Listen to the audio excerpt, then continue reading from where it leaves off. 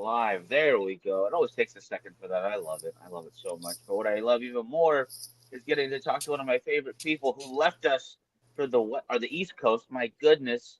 Great American morning, everybody, and great to see you, Angela. How are you? I'm fabulous. How are you? Good morning, everyone.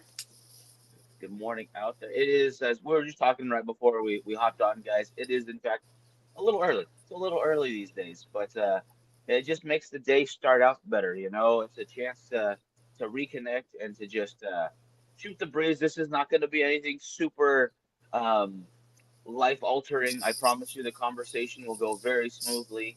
And I'm going to ask just a few questions pertaining to the amazing things that you've been up to and what you've been doing. Mainly Thank not you. even for the audience, but for me, because I just want to catch up. It's been forever. Absolutely. Let's catch up. All right, first I'm gonna start with the easy stuff. How has life been treating you? What's been going on? Oh my gosh, I love Tampa. Moving to Florida, moving to Tampa, I say it over and over again. It has been the greatest blessing of my life, and I am so fortunate to be here. I'm so lucky to be surrounded by the people that I am, and I am blessed with the most amazing team here at Grand Cathedral Cigars. So I could not be happier. That is just awesome. Honestly, I cannot wait to get back. That was one of the highlights of my time and when I was over in Tampa was gonna go check out the cathedral. Beautiful Hmm. spot. You guys have done such a wonderful job. There's no doubt that it is now a staple in the area. I cannot wait to get to go check out more stuff and more events. Thank you. Yeah, no, absolutely. We have a busy event season lined up. So we pretty much have an event every single month leading up to December. December, we have about 3 or 4 events that we're already planning. So it's going to be a very busy quarter 3 and quarter 4. And we would love to have you whenever you want to come out. Ooh, I love the sound of that. Always working. Never a dull moment, is it? Life is too short. You gotta fill it with as much as you can, you know? I love that. That's 100% true. And I'm sure it's being full more often than not. Can you do us a favor then? Walk us through just a normal day of running such an amazing establishment. Yeah, so luckily I only live a mile away from the cathedral. So that definitely helps out a lot because, I am one of the owners here at Grand Cathedral Cigars, and I am also the daily operator here at Grand Cathedral Cigars. So I spend the majority of my day here, and I also feel like if I'm not working on my off days, I still come back to the cathedral because it's really like home. But a normal work day, get up, get the dogs out. I have 3 big dogs. If anyone knows me, they know I love dogs and I love fish. So first thing, I wake up, take care of all my animals, and then I head to work. And now we've been open for 4 years now, or 3 years and 6 months, but I've been here for 4 years. So we've started making a routine at the cathedral. It's just very different because the stores that I come from are usually neighborhood, smaller stores, and the cathedral is much larger than that. And we also have the aspect of liquor and our barrel room and all of our constant events. So the workload has definitely been more, but it's nothing that I don't love doing. So every day is exciting, and I love all the new adventures that are thrown at me constantly. I love that. And like you said though, with the added responsibilities, a liquor license, more events, a bigger location. Because let's not joke around. The cathedral is massive. It's wonderful to see how many different spots you can hang out in and enjoy yourself, especially the patio space, so beautiful. I mean, Right. what are some learning curves that were first there once you realized what you were taking on? Um, well, I think the hardest thing was coming to Tampa. San Diego is where I'm from. My home was in San Diego, and my friends were in San Diego. All of our vendors were in San Diego. So I definitely think the hardest thing about moving to Tampa and opening up the cathedral was just establishing the people that we're working with. Because it's hard to do events and just pretty much anything if you don't have your set vendors that you go to. Photographer, videographer, liquor vendor for this, cigar vendor for that. So just building up the team of resources, that was definitely a challenge in the beginning. For every 5 people you go through, maybe one is spectacular. So it definitely took a while to build that team. But now that we do have that team, things are just easier to execute. I guess another learning experience was, and it's a blessing. This one is funny. It's a blessing and it's a blessing and it's a blessing, but it was definitely a learning experience at first, which was the fact that so many people in Tampa smoke cigars, and so many people want to have events here at Grand Cathedral that I really wasn't prepared in the beginning to start taking on all these events and reservations and getting my event book filled up. So having the resources to catch up to those events and execute those events, it was definitely a challenge in the beginning. My team and I were actually kind of joking and goofing around about it. We just had a dinner with Carlito Fuente. It was the release of our rare character barrel. And the dinner started at 6 o'clock. And by 4 o'clock, we were done setting up, which really never happened because I remember the first and second year that we were open, it would be 5:59 and the event starts at 6 p.m. and everyone is scrambling, covered in sweat, trying to get things done. So it definitely took a while to get used to our space, to get used to the type of events that we were able to pull off because event execution is difficult. But now I have a solid team behind me and I am so lucky and so blessed. See, that all sounds super wonderful too. I mean, the amount of work that's got to go into, I mean, any size event, let alone something that takes up something so, luxurious and such, Right. such a staple area. That's got to be that's had to have taken a minute, like you said. And if there's anything that you would let people know in advance, like if there's a piece of advice for themselves, I mean, there are so many lounges out there that would Right. love to implement some of your strategy. What would be some advice you'd give them? Um, I think, I mean, this is a pretty general piece, but I think it covers so many things, which is just staying on top of current trends. Um, I feel like the cigar industry, it's a little bit older of an industry. Stores have been around for 30, 40, 50, 60 years. And the world keeps on spinning, and we're in 2024. Next year is going to be 2025. So just always adapting. And I tell my team being a chameleon, that's the word that I use, chameleon, and adapting to your environment. And as the years progress, you have to be more advanced with your events. You have to use more digital social media and digital marketing for your events. So just really staying up with the progression of times, because I feel like with cigar lounges, even sometimes myself, we tend to become complacent, and because it is a fun environment to work in, but just to always stay up to date with events and what's going on, and trying cool new ways to do things, because things have been done over and over and over again. So to try and find new things and new ideas and new events and new strategies to execute, that's probably the most difficult, but that's what sets you apart. Could not agree more. That makes perfect sense too. Because don't get me wrong, I love the events where we go and it's cigar company, it's dinner, it's the Right, music, and everyone mingles. But it's so wonderful to see when people take their concepts out of the box and try something new and right. a little adventurous. What Yeah, would and you that's say and is that one that's of the pretty much it, is just trying something new, because there's so many standard events, 20 years ago, it's even 10 years ago, the standard event was set up a 6 foot table, load up the table with a bunch of inventory, bring in a sales rep, give out great discounts and sell. Like that was the model. And that was pretty much the model across America. But now, like everyone is doing that. So you just have to do more and just make things more exciting, because at the end of the day, especially in Tampa, there are so many stores out here. So to do your standard 6 foot table style selling events, everyone does that. And you just have to stand out and be different. So, 100%, 100%? What would you say is one of the more adventurous events that you guys have tried so far? oh gosh, we've done so many different things.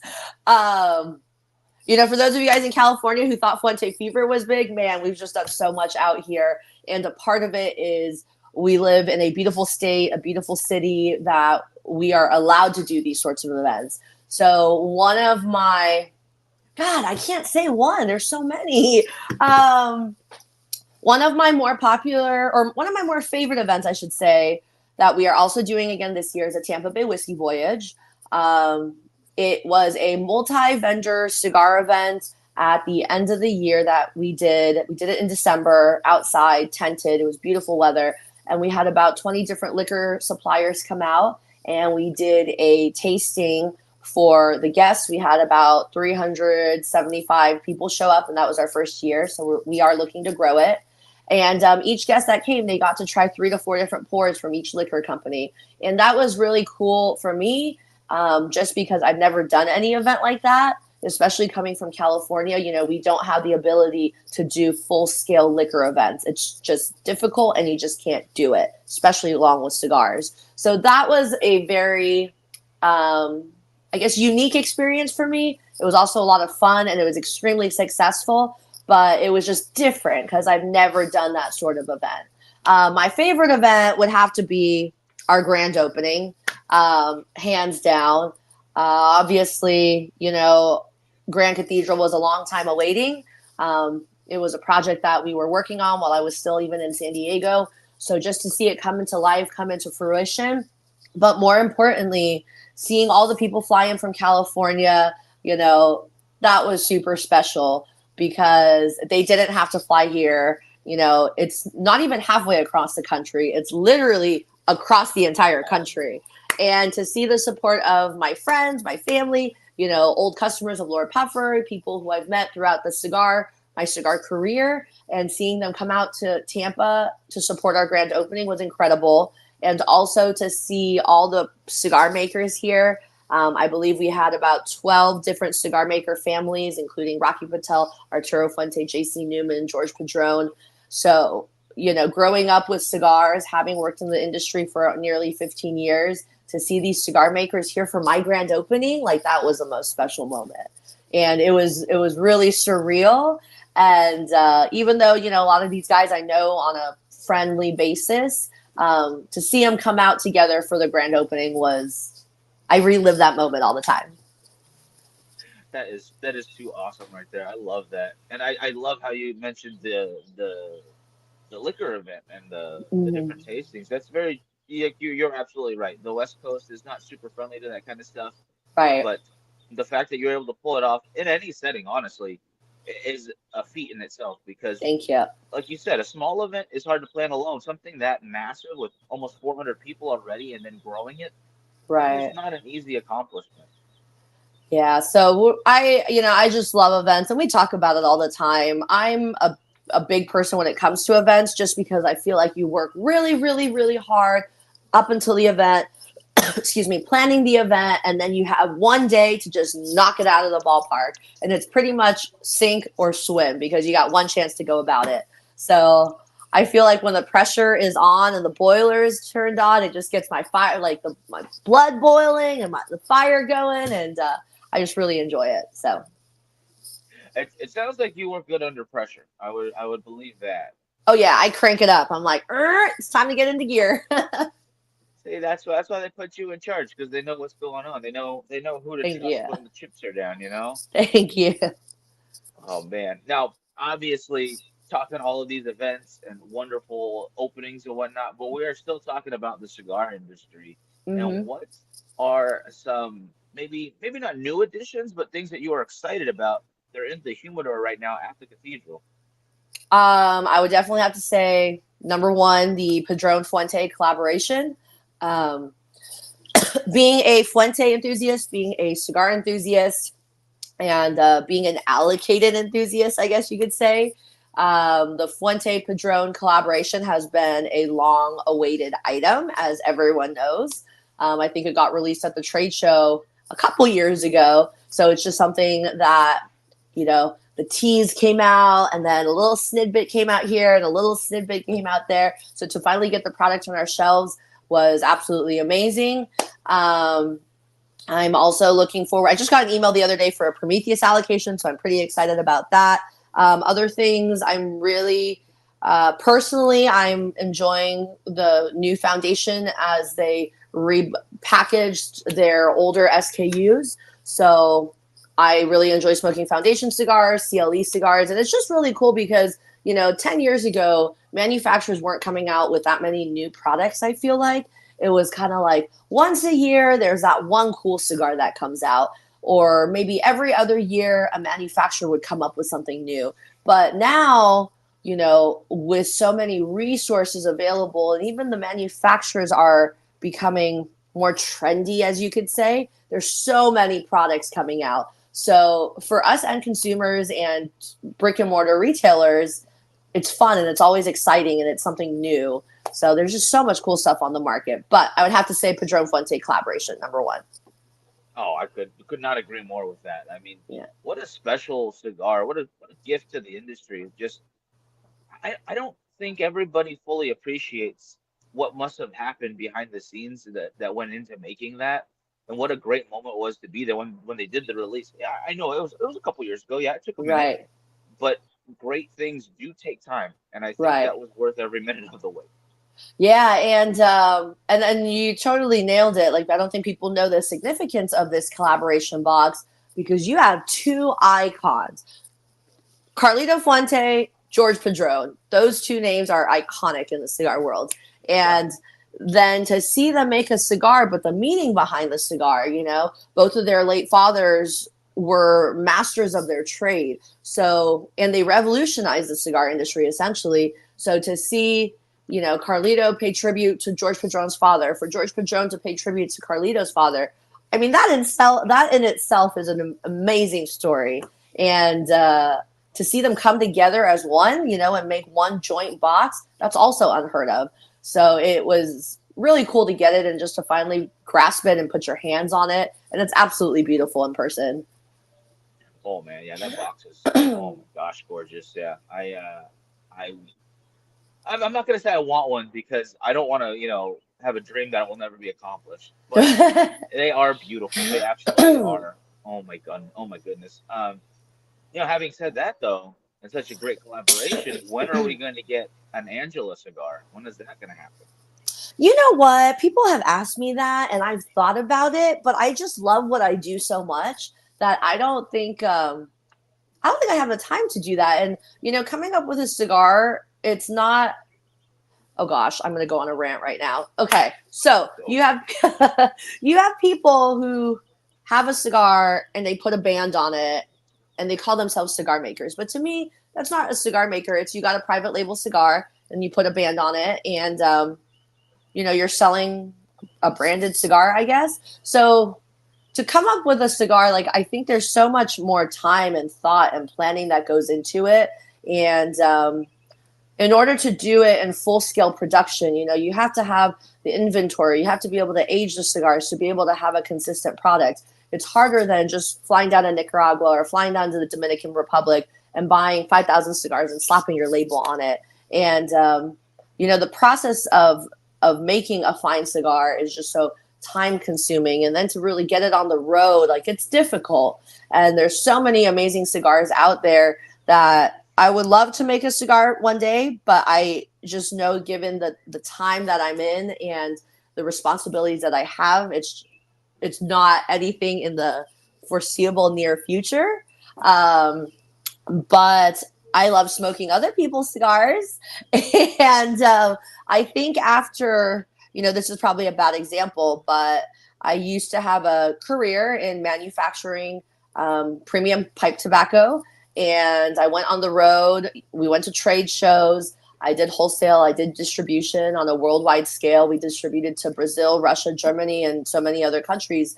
But I think through that, I realized that my passion is brick and mortar cigars. It's working in a cigar lounge, being around people, and having conversations with normal people that come in every single day. And just, making a cigar could be fun and all, but I just want to be boots on the ground in my store. That's where I belong. That's where my home is, and that's where my heart is. So who knows? You never know the future. But right now, I'm just so happy in my little happy place. Hey, there's nothing wrong with that, especially because you're again hit the nail on the head with the amount of work and effort that goes into again the behind the scenes stuff that comes out to create that wonderful stick. Not just talking the big guys, but like you said, everybody. The effort that goes in, it's years. It's Oh yeah, it's years a in planning, and the amount of tobacco that you have to stock. Like you can't.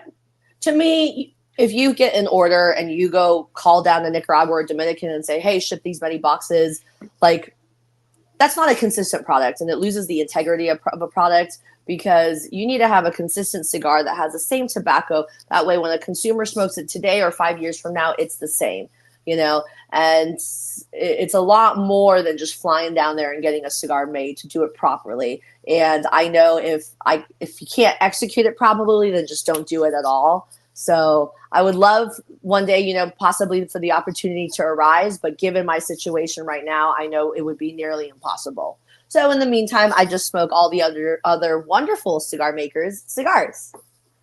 I mean, it could be worse, I guess. That sounds difficult. I get it's a lot of work, but I'm glad you're doing it. You know, definitely got to try everyone else's cigars because if you don't, I think you're letting everybody down. Yeah, you're gonna have to Yeah. smoke more cigars. I'm sorry.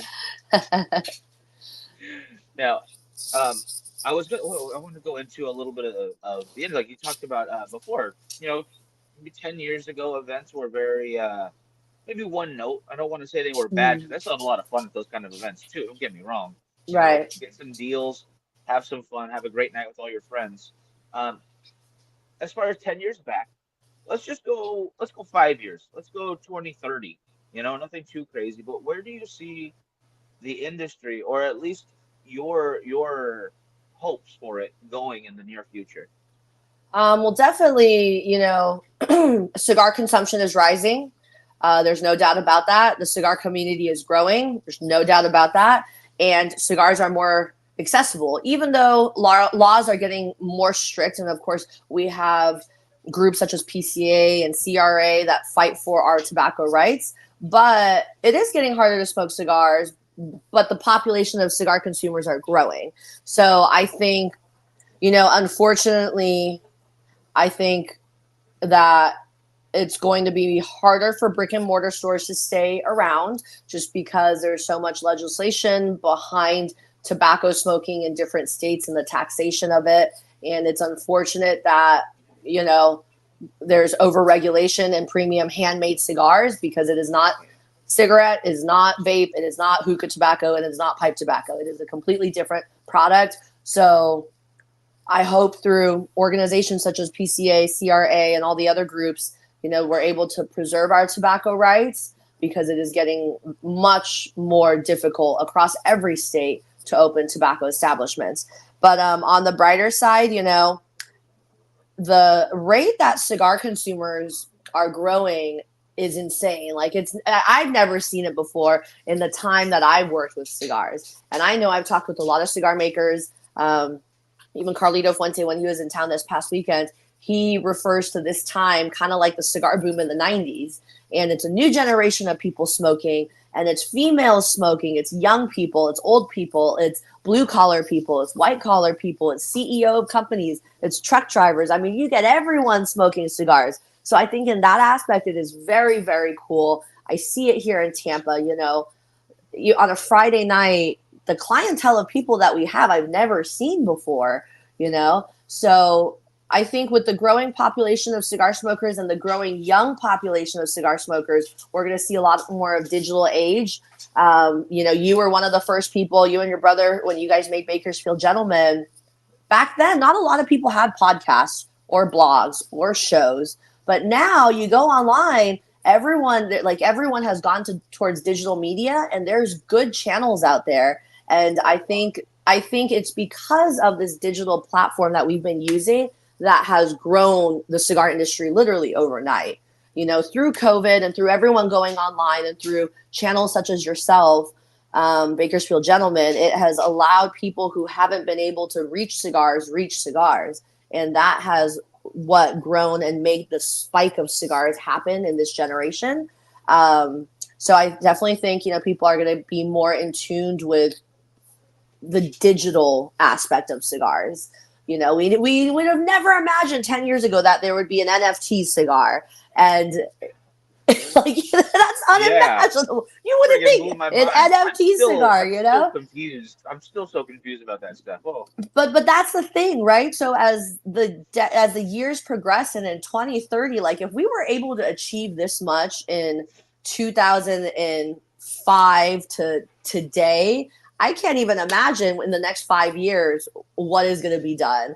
Especially with like AI. I mean, there's so much shit out there now. Excuse my language.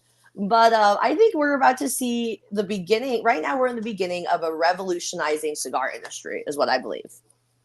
Oh, I could not agree more. And I love how you, and I want to backtrack a little too on this one. I did not realize how long we've been doing this until people started telling me, like, oh, I started because you guys were doing this. I saw you online. Like, Right. what? I didn't, what? Like, no, there was great stuff before. We just started doing live because Facebook allowed us to go live. And we just, it was just one Saturday night.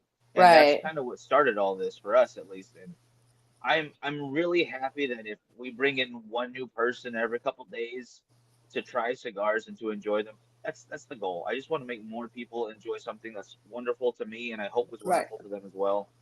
And I could not agree more though. The digital footprint that is being left right now is some wonderful people out there doing some wonderful stuff. Like you got shirtless Mike in the comment right now, brother, doing his thing, wonderful stuff.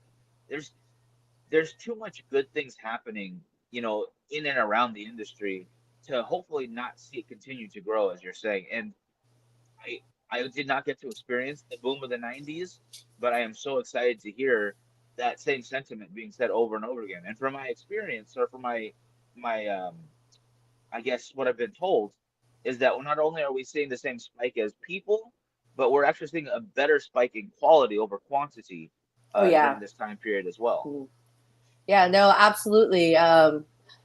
Just con- I don't know if control standard is the right word, but regulation is also not the right word. But people just have so many resources right now, not necessarily to mass produce things, but there's so much innovation. There's innovation in every industry, whether it's technology or whether it's cigar making. People are becoming more innovative. There's better ways to get water. There's just so many better ways to do things. And it's with knowledge and it's with the progressing times. And we're lucky to be living in it, just like you said.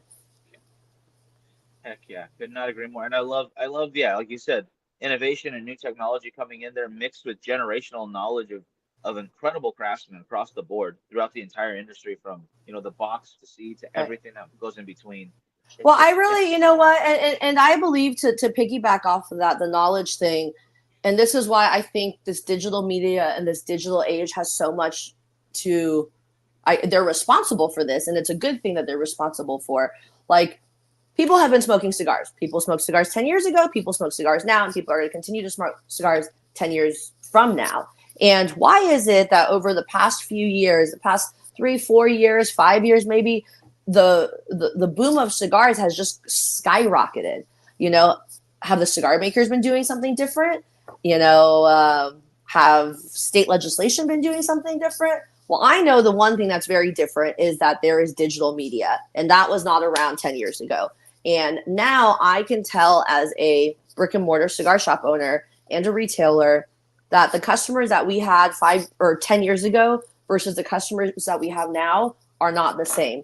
Customers are educated now and they know about cigars, they know about tobacco, they know about the composition of tobacco. And through social media and the digital age and, podcasts and groups like yourself, you guys have been able to connect manufacturers to end consumers, and it's just given people a more personalization behind the cigar. I don't know if what I'm saying is making sense, but I really think that all of this is what is growing the industry and why we're seeing such a wave of new cigar smokers, knowledgeable and intelligible cigar smokers. Oh, I could not And agree it's more. I think really that's cool to a see. It's just really cool to see. Oh heck yeah. I love seeing the passion behind it. Whether you're just starting out or you've been doing it for years, it's been wonderful to be a part of, even in our own small little way. I never want to lose that. My goal, Thank you. like you I said, remember when you guys used to report live from our events in San Diego, and we would do our. I would jump on your guys' show. I think like every other year, I popped in and said hi. So thank you for having me back. I miss it. And when you're ready for, the Bakersfield gentleman to become the Tampa gentleman, just let me know. I will Right. need a place to crash. I know you said that before. I think you told me that like two PCA trade shows ago before. You know, Yeah. you guys are always welcome to come out in Tampa, and our market is kick-ass out here. So Florida could use more cigar passionate people. I'm 100% down for it. I need to go find me a job and a couch to crash on. Just And do I'm it low now. key trying to recruit all my friends from California to come over and hang out with me in Florida. Save us all, please. Save us all from Yeah. California because it's crazy out here. I love Yeah. California. Don't get me wrong, but it's time for a change of pace once in a while. You know? Yeah. Well, I can't Why? even imagine, that's probably one of my most frequently asked questions. It's how does it feel being a female in the cigar industry? And number two, how do you like Florida? Right. And I get probably asked that every single day by somebody who walks in the store. And I just can't imagine. Like, I look at my humidor now, it's not even half the size of the Lord Puffer humidor. Like, the Lord Puffer humidor was massive. I think it was the largest humidor west of the Mississippi River. But to see our humidor and to think that I would have to pay anywhere from 50 to 70% tax on my wholesale cost of cigars, that concept now to me is like bizarre. It is crazy. Like, I think they just dropped the tax to like 50 some percent. When I left, I think it was like 62.68 or something crazy like that. Some So it's like, ridiculous. Yeah. great, we dropped it by 20%, but it's still a lot, you know? And let's just take 50%, for example. To pay 50% on our entire inventory of cigars in the humidor, that is unheard of. Like, that's just crazy. And I remember Nick Perdomo, I went on a trip with him to Nicaragua. I went on 2 trips with him. And one thing that he always said was, man, you people in California, like, I don't know how you guys do your business out there. You know, you guys got to come to like, Florida is the land of the free. Like, and I never really understood what he said because I've always lived in California. So paying those crazy taxes, that's all I ever knew. But when I came out here, I was like, I think that one of the first things I said was, this is what Nick Perdomo meant. It is land of the free out here. And the the fact that we don't have to pay that 50% tobacco tax, I mean, it's huge. And you just see, the cigar industry just really thriving here because of that. So I I'm so jealous.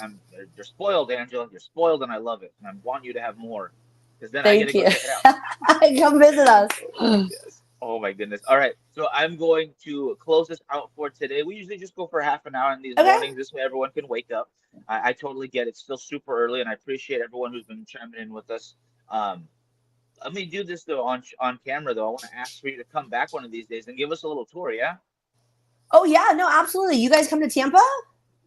I would love that, or get you on camera Yeah. and just walk through. I Yeah. want No, to no, get out there no. again. No, yeah, absolutely. Either or, whether you guys come here or we schedule another time and we could do like a virtual walkthrough through the store, whatever you want. I would love to do that. I love sharing Grand Cathedral. I love sharing our staff and team here, and I would absolutely love to share with everyone who's been, a part of my life what we have built here in Tampa. So it would be my absolute honor to do a virtual tour with you guys. I would absolutely love that. All right, guys. You all are going to have a great weekend because you just spent some great time with a great person. Angela, thank you so much for being on with us, guys. If you are out there and you have the time, you're in the area. And I'm a bit of a religious man, so I would love to see you all get to the cathedral. Okay, get your butts on down there. We Have a say great time. come to church. That's what we say. We'll say like, oh, we'll meet you at church. Or the guys at 4 o'clock in the afternoon, they tell their wives, hey, I'm at church right now. So come on to church with us and hang out with us. It works. I love it. All right, guys. You'll have a great rest of your day and have a great American morning. Bye. Bye. Happy Fuente Friday. Oh, happy Friday, Friday. Yeah.